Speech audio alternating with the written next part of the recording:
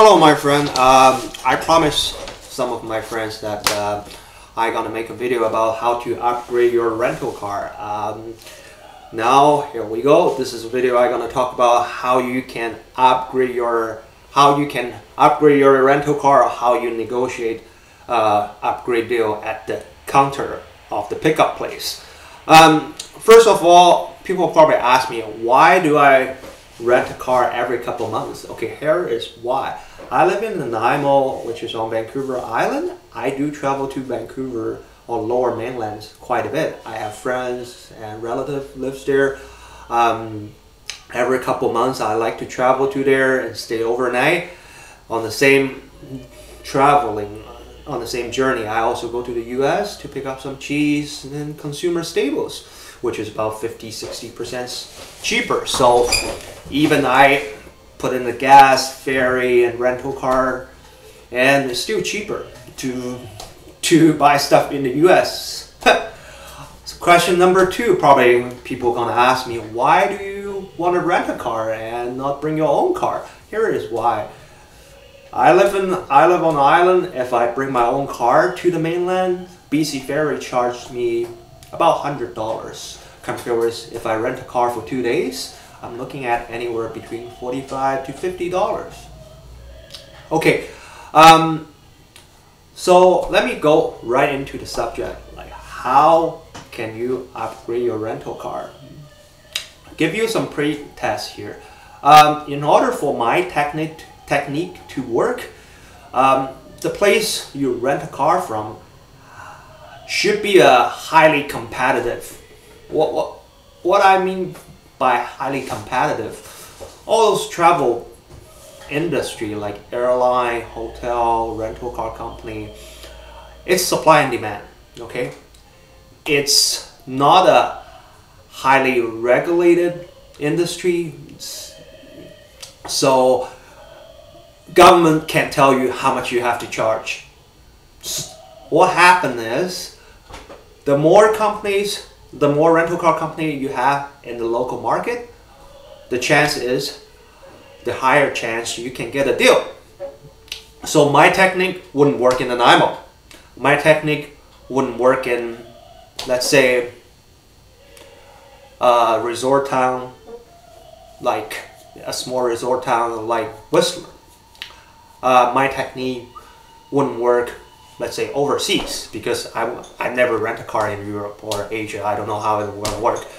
My technique will definitely work in, say, Vegas, say Vancouver, British Columbia, say Seattle, say Miami. Let's say, I will say about 80 to 90% chance I do get upgrade. Another 10 to 20% chance I fail. Here is a 5-step. I actually wrote it like 5-step on how to do it. So number one, prepare. You want to know exactly when you want to travel and what time you want to travel. And then you can start researching the best option online. Several websites I use is Expedia.ca. Good thing about Expedia.ca, you don't have to give them a credit card. You can just book there and then pay it at the counter. Another website is Priceline.com. Good thing about Priceline.com, you can bid. Good thing about a bid is you can set the price there. If the price is not your optimized price, you don't have to pay. Okay. For rental car company, Monday to Friday usually tend to be expensive because business travelers travel during those times.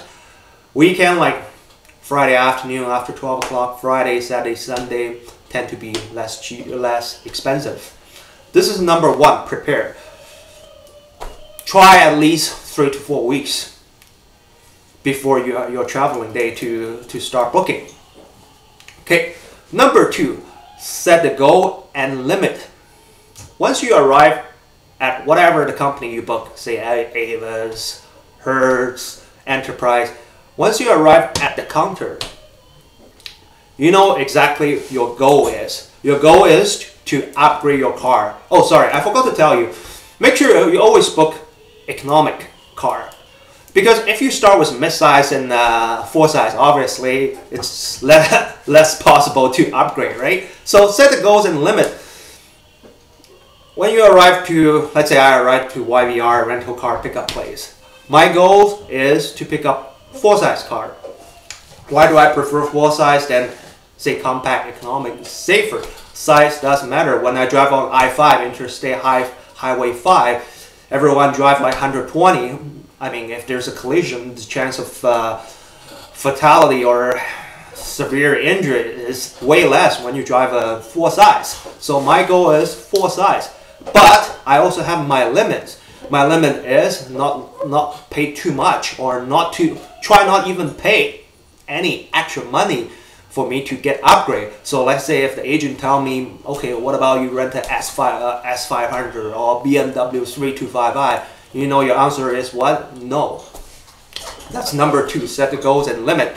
Okay, number 3, listen and make sure your communication is clear. So try not to talk way more than you listen. So you walk into the customer service rep, trust me, they are the person to give you either upgrade or not upgrade, or just give you the car, get hell out. So you want to listen.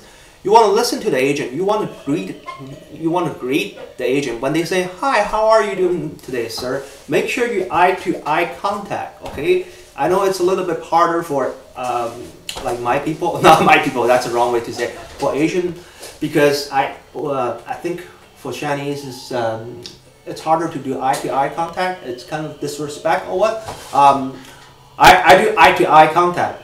Okay. So you know what?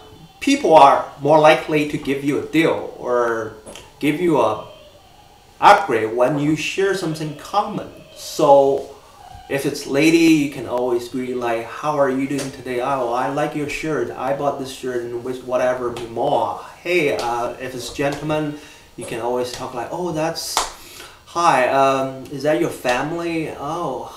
Make sure you pay attention. Like if their counter have a family picture, you can always say, "Hey, my children is 5 years old too. They go to blah blah blah school." Once you build a rapport, if they like you, yes, more than likely you will get upgrade.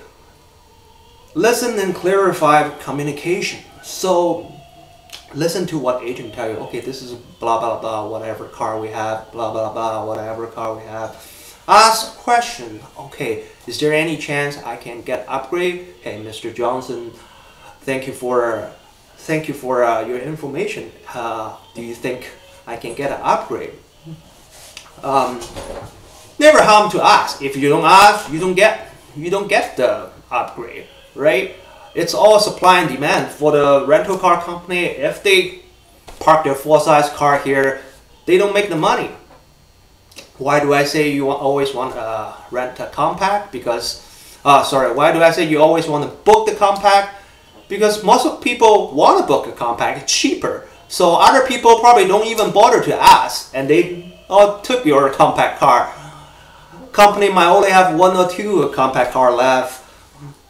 So if they don't rent out their full size, they waste the money of that day. Okay.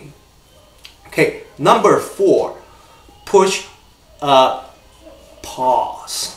Why do I say I push a pause button? When an agent tell you, okay, we have BMW 325i, we have S500, we have Chrysler 300, we have even Chevy Tahoe, you probably get exciting. Oh my goodness, I can have a Chevy Tahoe, I can act like a gangster or whatever. When I feel like that, push a pause. You know why? Because step 2, what's a step 2? Set the goal and limit. My goal is to get full size. My goal is not get a show off car like Chevy Tahoe. My goal is not to pay from my own pocket to get upgrade. So let the agent do the talk job. Let the agent blah blah blah. Don't interrupt. Interrupt is rude. Okay. Once the customer service agent finish the talk, you can just be honest with him. You know what? I'm here to see family. You know what? I'm here to go shopping. I'm here to do blah blah blah. I don't think I have that kind of money, right? So because you already built a rapport with customer service. He or she is most likely to have emphasis on you. So yeah, if the agent say, okay, do you want to try this car for size, let's say Volkswagen Passat, okay, you know, this is your goal, then you want to do number 5, which is close the deal. So before you close the deal, you want to ask a lot of questions. Okay, is that the bill? Is that how much I want to pay? Oh, by the way, on the side note, don't take anything like insurance. Don't take anything like buy the full tank of gas. I think they are totally scam, because you can always fill your gas in the United States, which is like 30% cheaper. Why do I buy the gas in YVR, right? Why do I buy the gas from your rental car agent company? And yeah, get a credit card with insurance to cover your car. So in this way, you don't have to get insurance from a rental car company. And your ICBC sometimes will cover your rental car as well. So this is number 5, close. So if the agent give you whatever you want, make sure you shake your hand. You tell them how much you appreciate your services, and is there any way I can give you a kudo? A lot of companies like employees to get kudo. It's good to show on their website. It's good to for PR, right? If there's appreciation card, you always want to sign it. If you got whatever you want, you give agent whatever you want. Those agents with kudo are likely to get the bonus at the end of the day, right? So shake your hand, so the agent probably will leave a good note. So this is a valuable customer, so, right? So this is number 5, close. Get your key, get your car done. Tell you the true story, okay? Quite a few times I already upgraded from Hyundai Accent to Volkswagen Passat. My other favorite full-size cars like Ford Fusion, Chevy Impala. Those are all cars with good safety record. When I was in Vegas, I remember I upgraded from Nissan Versa to Nissan, what's that? Altima, yes. At Fort Lauderdale, Florida, I upgraded from, what's that Italian car, the tiny one? I can't remember, it's a tiny car. I would never drive that kind of car. Sorry, I can't remember that. It's a tiny car, two-door. I upgraded that to Honda Accord. So yes, let me review those 5 steps. So number 1, prepare. So prepare your travel date and prepare to book it on the website. Number 2, set the goals and the limits. Make sure you don't go overboard. Make sure you don't get a BMW with paying from your own pocket. Number 3, listen and clarify communication. Always listen to the customer agent and try to make sure you understand all the condition. And number 4 is push the pause button. When you feel like you're getting too exciting, you know, agent try to sell you something, make sure you press the pause button. Number 5, close, shake a hand, and provide a kudo if possible. Okay, any other question, leave a comments here. So I wish you have a good one.